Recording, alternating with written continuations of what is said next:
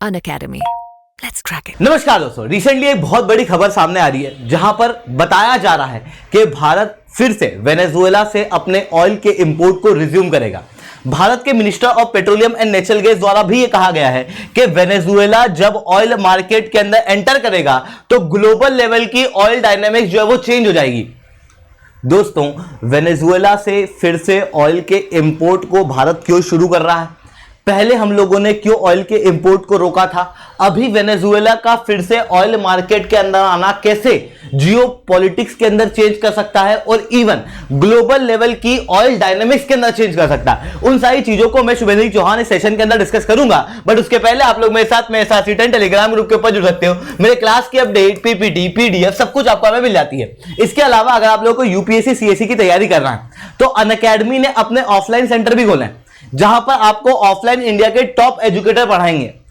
Batches जो है वो शुरू होने वाली है। अगर आपको इन बैचेस के अंदर एनरोल करना है तो ये नंबर मैंने दिया हुआ है, इस नंबर के ऊपर आप कांटेक्ट कर सकते हो। सब्सक्रिप्शन लेते समय अगर आप लोग SRC10 कोड का यूज करोगे तो उसके बाद में आप लोगों को डायरेक्ट डिस्काउंट जो है वो अवेलेबल होंगे। इसके अलावा दोस्तों, अगर आप चाहते हो कि आपको यही offline course free of cost मिल जाए, यानी कि आपको कोचिंग का कोई पैसा ही ना देना पड़े, तो आप लोग स्कॉलरशिप टेस्ट को अटेंड कर सकते हो। यह स्कॉलरशिप टेस्ट 5 नवंबर को होगा। भारत के अंदर दिल्ली और प्रयागराज के जितने भी अनअकैडमी के सेंटर्स हैं वहां पर आप ऑफलाइन आके इस टेस्ट को दे सकते हो। 5 तारीख को होगा, 4 तारीख तक का आपको इसको रजिस्टर करना पड़ेगा। नीचे लिंक जो है मैंने पिन कर दी है। चलिए दोस्तों, अब देखने का प्रयास करते हैं यहां पे हुआ क्या है। देखो, भारत जो है वो भारी मात्रा में ऑयल का इंपोर्ट करता है। भारत के फॉरेक्स रिजर्व का एक बड़ा भाग खर्च होता है ऑयल के इंपोर्ट में। यहां पर आप क्लियरली देख सकते हो कि भारत का क्रूड ऑयल इंपोर्ट लगभग 76% बढ़ा, जिसके बाद में लगभग $90.3 बिलियन का भारत ने क्रूड ऑयल इंपोर्ट किया था अप्रैल से सितंबर के बीच में। दर्शाता है भारत का भारी मात्रा में ऑयल का इंपोर्ट जो है वो होता है, जिसके कारण से भारत बहुत भारी मात्रा में फॉरेक्स रिजर्व जो है वो ऑयल के इंपोर्ट पे खर्चा करता है, क्योंकि भारत की जितनी ऑयल की रिक्वायरमेंट है उसका लगभग 85% हम लोग इंपोर्ट करते हैं। जिसके अंदर सबसे ज्यादा पहले ऑयल का इंपोर्ट हम लोग करते थे तो वो मिडिल ईस्ट के देशों से करते थे। यहां पर आप क्लियरली देख सकते हो 2019 का ये डाटा है। बट हुआ ये कि ये जो मिडिल ईस्ट के देश हैं ये ओपीईसी कंट्री के अंदर आते हैं। ओपीईसी कंट्री क्या है? ये एक संगठन है जहां पर जितने सारे देश जो ऑयल को मैन्युफैक्चर करते हैं, जो ऑयल को प्रोड्यूस करते हैं, वो साथ में मिले हुए हैं और ये डिसाइड करते हैं कितना ऑयल का प्रोडक्शन करना है। और जब ये डिसाइड करते हैं ऑयल का प्रोडक्शन बढ़ाएंगे तो प्रोडक्शन के बढ़ने पे मार्केट में सप्लाई बढ़ेगी और सप्लाई बढ़ेगी तो मार्केट में प्राइस जो है वो कम हो जाएगा ऑयल का। वहीं अगर ये प्रोडक्शन को घटा देते हैं तो मार्केट में सप्लाई कम हो जाती है तो इंटरनेशनल लेवल पे ऑयल प्राइसेस जो है बढ़ने लगते हैं। मतलब इनकी कहीं ना कहीं एक कार्टेलाइजेशन जो है वो यहां पर देखने को मिलता है। याद रखना कि इस ओपीईसी कंट्री के अंदर रशिया इंक्लूडेड नहीं है। अब हुआ ये कि रशिया भी भारी मात्रा में ऑयल एक्सपोर्ट तो करता है। विश्व का दूसरा सबसे बड़ा ऑयल एक्सपोर्टर रशिया है, जो भारी मात्रा में यूरोप को ऑयल जो है वो एक्सपोर्ट किया करता था। बट हुआ ये कि रशिया ने यूक्रेन के ऊपर हमला कर दिया, जिसके कारण से रशिया यूक्रेन के बीच में युद्ध छिड़ गया और यूरोपियन देशों ने यूक्रेन का साथ दिया। ऐसी कंडीशन में यूरोपियन देशों ने रशिया के ऊपर सैंक्शन लगाना शुरू किया तो रशिया के लिए यूरोपियन मार्केट जो है वो बंद होता हुआ दिखाई दे रहा था, जिसके कारण से रशिया ने डिस्काउंटेड रेट के अंदर भारत और चाइना को ऑयल जो है वो देना शुरू किया ताकि रशिया का एक नया मार्केट जो है वो क्रिएट हो सके। इसका भारी मात्रा में फायदा भारत ने उठाया। भारत ने लगातार रशिया से अपने ऑयल के इंपोर्ट को बढ़ाया।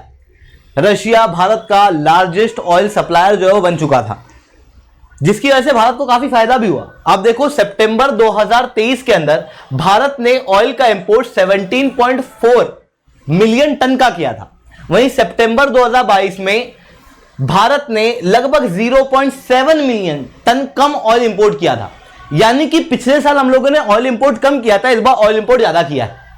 वहीं पिछले साल ऑयल के प्राइसेस भी कम थे, इस बार ऑयल के प्राइसेस ज्यादा भी हैं। बट उसके बावजूद भारत का ऑयल का बिल जो है वो इस साल कम है। देख रहे हो, इंटरनेशनल लेवल पे ऑयल के प्राइसेस ज्यादा हैं, भारत ने इंपोर्ट भी ज्यादा किया, पर उसके बावजूद भारत का पिछले साल के मुकाबले जो ऑयल इंपोर्ट का बिल है वो कम है, ऑल थैंक्स टू रशिया, क्योंकि रशिया से हम लोगों ने भारी मात्रा में ऑयल का इंपोर्ट किया और रशिया ने हम लोगों को डिस्काउंटेड रेट के अंदर ऑयल जो है वो प्रोवाइड किया, जिसके कारण से हम लोगों को यहां पर काफी बात बेनिफिट देखने को मिला भारत के इंपोर्ट बिल के अंदर। अगर रशिया इतना बेनिफिशियल था तो अब वेनेजुएला से ऑयल के इंपोर्ट को करने की नौबत क्यों आई? देखो, रशिया के ऊपर लगे हैं सैंक्शन, जिसके कारण से रशिया के साथ में हम डॉलर में ट्रांजैक्शन नहीं कर सकते। ऐसी कंडीशन में इंडिया जो है वो रशिया से ऑयल को इंपोर्ट करता, बदले में रशिया को रुपये में पेमेंट करता। पर रशिया अब इस रुपये का क्या करे, क्योंकि वो भारत से बहुत ज्यादा प्रोडक्ट इंपोर्ट करता नहीं है, दूसरी जगह रुपया ज्यादा चलता नहीं है, जिसके कारण से रशिया के पास में रुपये के रिजर्व जो है वो बढ़ रहे थे, जिसका रशिया के पास में कोई यूज नहीं था। ऐसी कंडीशन में रशिया कह रहा था कि रुपये की जगह युआन के अंदर पेमेंट करो। अब अगर भारत युआन के अंदर पेमेंट करता है तो यहां पर दो बहुत इंपॉर्टेंट इशू क्रिएट होते हैं। पहला तो पॉलिटिकल इशू, युआन जो है वो चाइना की करेंसी है, क्योंकि युआन चाइना की करेंसी है और भारत का चाइना के साथ में डिस्प्यूट है। भारत के बॉर्डर के अंदर लगातार चाइना जो है वो ट्रांसग्रेस करता आया। ऐसी कंडीशन के अंदर भारत युआन को सपोर्ट नहीं करना चाहता। दूसरा कि अगर हम लोग युआन के अंदर फिर भी पेमेंट करने की सोचे भी तो रुपये को युआन के अंदर कन्वर्ट करने में पैसे लगते हैं, एक्स्ट्रा यहां पर कॉस्टिंग जो है वो आ जाती है, जिसके कारण से रशिया का डिस्काउंटेड ऑयल जो है वो डिस्काउंट में नहीं मिलेगा। एक्चुअल में उसका डिस्काउंट जो है हम लोगों को वसूल नहीं होगा। वहीं रशिया ने अपने डिस्काउंट को लगातार कम किया है। रशिया का डिस्काउंट लगभग $4 प्रति बैरल से कम हो चुका है पहले के मुकाबले, केवल $4 ही डिस्काउंट अभी मिल रहा है। ऐसी कंडीशन के अंदर यहां पर रशिया एक रिलायबल ऑयल सप्लायर भारत के लिए नहीं है। वहीं इंटरनेशनल लेवल पे भी रिसेंटली ऑयल को लेके काफी इश्यूज देखने को मिल रहा है, या कहूं एक ग्लोबल ऑयल क्राइसिस जो है वो बनता हुआ दिखाई दे रहा है। क्यों? क्योंकि मिडिल ईस्ट के देश विश्व के अंदर सबसे ज्यादा ऑयल एक्सपोर्ट करते हैं। टॉप 10 ऑयल एक्सपोर्टिंग कंट्रीज के अंदर आप Saudi Arabia, Iraq, UAE, Kuwait, Iran ऐसे देश देख लोगे। अधिकतर देश आपको मिडिल ईस्ट देश देखने को मिलेंगे।